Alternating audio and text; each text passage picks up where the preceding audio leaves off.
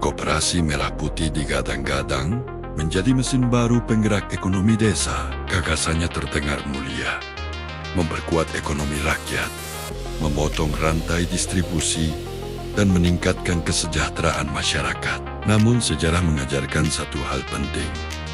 Program besar tidak otomatis menghasilkan keberhasilan besar.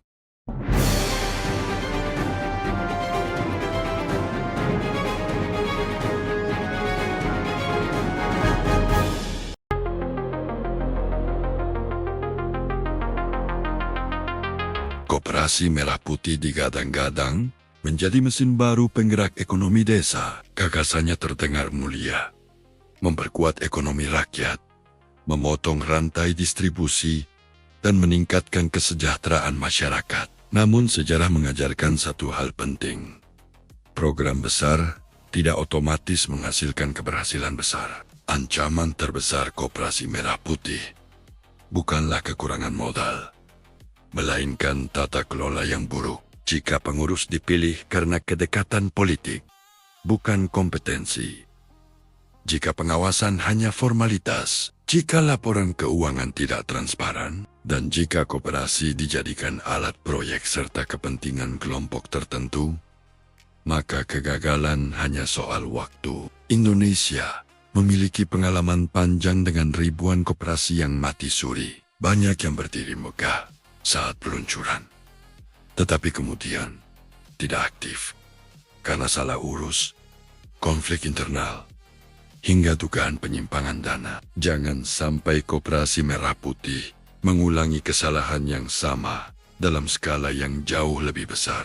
Yang mengkhawatirkan, program ini menyasar ribuan desa secara serentak. Ketika sistem pengawasan belum matang, potensi penyimpangan juga membesar. Dana yang besar tanpa kontrol yang kuat ibarat mengundang masalah, korupsi, markup, kredit bermasalah, hingga koperasi fiktif bisa muncul di berbagai daerah. Keberhasilan koperasi tidak ditentukan oleh jumlah yang dibentuk, melainkan oleh kualitas pengelolaannya. Koperasi yang sehat lahir dari anggota yang aktif, pengurus yang profesional, dan sistem yang transparan, bukan dari target administratif atau pencitraan politik. Pemerintah harus berhenti mengukur keberhasilan dari angka peluncuran dan jumlah koperasi yang berdiri. Ukuran sesungguhnya adalah apakah koperasi mampu menghasilkan keuntungan,